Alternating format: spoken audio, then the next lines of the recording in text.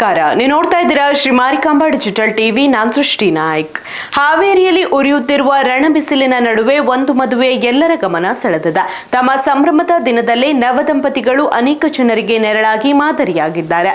ಮಾನವೀಯತೆಯ ಮೂಲಕ ಎಲ್ಲರ ಮನ ಗೆದ್ದಿದೆ ಈ ಜೋಡಿ.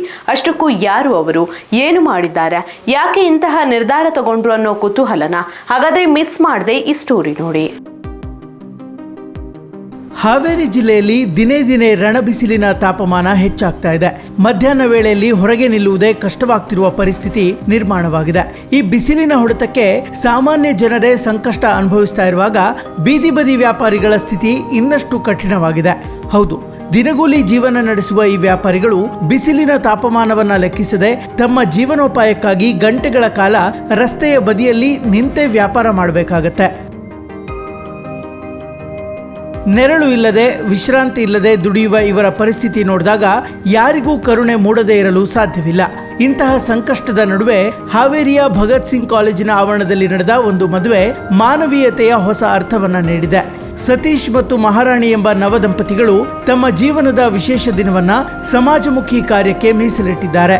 ಮದುವೆ ಸಂಭ್ರಮದ ನಡುವೆ ಅನೇಕ ಬೀದಿ ಬದಿ ವ್ಯಾಪಾರಿಗಳಿಗೆ ಛತ್ರಿಗಳನ್ನು ವಿತರಿಸುವ ಮೂಲಕ ಈ ನವಜೋಡಿಗಳು ನೆರಳಾಗಿ ನಿಂತಿದ್ದಾರೆ. ಸಾಕು ಎಲ್ಲೋ ತೆಗಿಬೇಡ್ರಿ.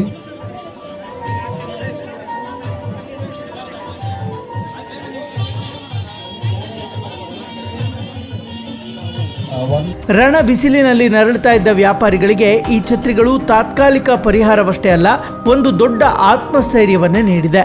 ಸೊ ಈ ಮದುವೆಯನ್ನ ಎಲ್ಲರಿಗಿಂತಲೂ ಬಹಳ ವಿಭಿನ್ನವಾಗಿ ವಿಶೇಷವಾಗಿ ಮಾಡ್ಕೋಬೇಕು. ಸಾಕಷ್ಟು ದಿನಗಳಿಂದ ಏನು ಮಾಡಬಹುದು, ಹಲವಾರು ಬೇರೆ ಬೇರೆ ವಿಚಾರಗಳು ಅಂದರೆ ಯಾರಿಗೆ ನಾವು ಏನು ಮಾಡ್ತೀವಿ ಅನ್ನೋದನ್ನು ಸರಿಯಾಗಿ ಮುಟ್ಟಬೇಕು ಅನ್ನೋಂಥದ್ದು ಸಾಕಷ್ಟು ಬೇರೆ ಬೇರೆ ಬಂದಾಗ ನಮಗೆ ಕಣ್ಣೆದುರಿಗೆ ಬಂದದ್ದು ಬೀದಿ ಬೀದಿಯಲ್ಲಿ ವ್ಯಾಪಾರ ಮಾಡ್ತಕ್ಕಂಥದ್ದು. ಅದು ಈ ವರ್ಷ ಬಿಸಿಲು ನೋಡಿದಾಗ ಸಾಕಷ್ಟು ಹೊರಗೆ ಹೋಗಿ ಹೊರಬರೋಷ್ಟು ಸಾಕಷ್ಟು ಆಗ್ತಿಲ್ಲ, ಅಷ್ಟರ ಮಟ್ಟಿಗೆ ಕಷ್ಟ ಇರುತ್ತೆ.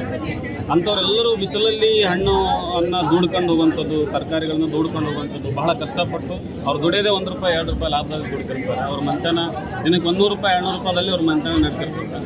ಅಂಥವರಿಗೆ ಅವ್ರು ದುಡಿಯೋಂಥವ್ರಿಗೆ ಅದು ಇವತ್ತು ಕಾರ್ಮಿಕ ದಿನಾಚರಣೆ ಇರೋದ್ರಿಂದ ಮುಖ್ಯವಾಗಿ ಆ ಕಾರ್ಮಿಕ ದಿನಾಚರಣೆ ಒಂದು ವಿಶೇಷವಾಗಲಿ ಅನ್ನೋ ಕಾರಣಕ್ಕೆ ಅಂಥ ಕಾರ್ಮಿಕರನ್ನು ಗುರುತಿಸಿ ಕಡೆಯಿಂದ ಏನು ಸಾಧ್ಯತೆ ಗಮನಿಸಿದಾಗ ಅವ್ರಿಗೊಂದು ಸಣ್ಣದಾಗಿ ಛತ್ರಿಯನ್ನು ಕೊಡೋದು ವಿಚಾರ ಮಾಡಿ ಸಾಲು ಅವ್ರಿಗೇನು ಒಂದು ವ್ಯಾಪಾರ ಮಾಡೋದಕ್ಕೆ ಯಾವುದೇ ರೀತಿ ಬಿಸಿಲು ಆಗಲಿ ಮಳೆ ಅಥವಾ ಗಾಳಿ ಯಾವುದೇ ರೀತಿ ಏನು ಪ್ರಾಬ್ಲಮ್ ಆಗ್ತದೆ ಅವರ ವ್ಯಾಪಾರ ಅವ್ರಿಗೆ ಸುಗಮವಾಗಿ ನಡೀಲಿ ಅನ್ನೋ ಕಾರಣಕ್ಕೆ ನನ್ನ ಕೈಲಿ ಆದಷ್ಟು ಮಾಡುವಂಥ ವ್ಯವಸ್ಥೆ ನಾವು ಮಾಡ್ತೀವಿ. ಈಗ ನಾವು ಒಂದು 200 ಬೀದಿ ಬದಿ ವ್ಯಾಪಾರಿಗಳಿಗೆ ಕೊಡಬೇಕು ಅನ್ನೋ ಉದ್ದೇಶದಲ್ಲಿ ನಾವು ಪ್ರಕಟಣೆಯನ್ನು ಕೊಟ್ಟಾಗ ಸುಮಾರು 400ಕ್ಕಿಂತ ಹೆಚ್ಚು ನಮಗೆ ಅರ್ಜಿಗಳು ಬಂದಿತ್ತು. ಅವಾಗ ನಮ್ಗೆ ಗೊತ್ತಾಯಿತು ಇದರ ಅವಶ್ಯಕತೆ ಇನ್ನೂ ಎಷ್ಟಿದೆ ಅಂತ ಹೇಳಿ. ಆದರೆ ನಾವು ನಮ್ಮ ಮದುವೆ ಗದ್ದಲದಲ್ಲಿ ಇರೋದರಿಂದ ನಾವು ಮಾತು ಕೊಟ್ಟ ಹಾಗೆ ಮೊದಲು 200 ಕೊಟ್ಟು ನಾವು ಮುಂದಿನ ಹಂತದಲ್ಲಿ ನಮ್ದು ಯಾವುದೇ ಕಾರ್ಯಕ್ರಮ ಆಗಿದ್ದಾಗಿತ್ತು ಅಂತ ಮತ್ತೆ ನಮ್ಮೆಲ್ಲ ಯಾವ ಅರ್ಜಿಗಳು ಬಂದಿದ್ದಾವೆ ಅವ್ರಿಗೂ ಕೂಡ ನಾವು ನಮ್ಮ ಸಂಸ್ಥೆ ವತಿಯಿಂದ, ನಮ್ಮ ಭಗತ್ ಸಿಂಗ್ ಸಮೂಹ ಸಂಸ್ಥೆ ವತಿಯಿಂದ ನಾವು ಕೊಡುವಂಥ ವ್ಯವಸ್ಥೆಯನ್ನು ಭಾಳ ಆರಾಮಾಗಿ ನಾವು ಕೊಡುವಂಥ ವ್ಯವಸ್ಥೆಯನ್ನು ಮಾಡ್ತೀವಿ. ಇನ್ನು ಸುಮಾರು 200ಕ್ಕೂ ಹೆಚ್ಚು ಬೀದಿ ವ್ಯಾಪಾರಿಗಳಿಗೆ ಛತ್ರಿ ವಿತರಿಸುವ ಮೂಲಕ ಮಾದರಿ ರೀತಿಯಲ್ಲಿ ಮದುವೆ ಆದ್ರು. ನವದಂಪತಿಗಳ ಈ ಸಣ್ಣ ಸಹಾಯವು ದೊಡ್ಡ ಮಾನವೀಯ ಸಂದೇಶವನ್ನ ಸಾರ್ತಾ ಇದೆ. ಛತ್ರಿ ಪಡೆದುಕೊಂಡ ವ್ಯಾಪಾರಿಗಳು ಬಿಸಿಲಿನಿಂದ ಸ್ವಲ್ಪ ಮಟ್ಟಿಗೆ ವಿರಾಮ ಪಡೆದು ಸಂತೋಷ ವ್ಯಕ್ತಪಡಿಸಿದ್ದಾರೆ. ಈ ಕಾರ್ಯವು ಕೇವಲ ನೆರವು ನೀಡುವುದಲ್ಲ, ಸಮಾಜದಲ್ಲಿ ಪರಸ್ಪರ ಸಹಕಾರದ ಅಗತ್ಯವನ್ನು ತೋರಿಸುತ್ತೆ.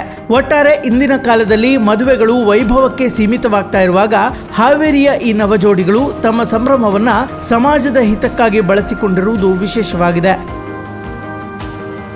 ಇಂತಹ ಕಾರ್ಯಗಳು ಇತರರಿಗೂ ಪ್ರೇರಣೆಯಾಗಿದ್ದು ಸಮಾಜದಲ್ಲಿ ಮಾನವೀಯತೆಯ ಬೆಳಕು ಹೆಚ್ಚಿಸುವ ಕೆಲಸ ಮಾಡುತ್ತಿದೆ. ಆಲೋಚನೆ ಅವ್ರಿಗೆ ಬಂದಿದೆಯಲ್ಲ, ಅದಕ್ಕೆ ನಾವು ಹೆಮ್ಮೆ ಪಡ್ಬೇಕು. ಅವ್ರ ತಂದೆ ತಾಯಿಗಳು ಬಹಳ ಗ್ರೇಟ್. ಎಂತ ಆಲೋಚನೆ ಅವ್ರಿಗೆ ಬಂದಿದೆ.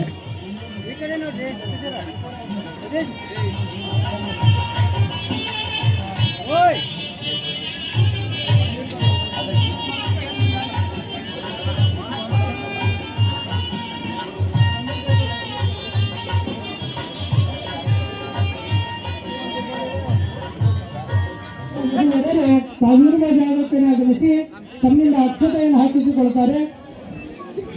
ಹೂವಿನ ಹಾರವನ್ನ ವಧುವರರಿಗೆ ಪರಸ್ಪರ ಹಾರದ ವ್ಯವಸ್ಥೆಯನ್ನು ಮಾಡಬೇಕು.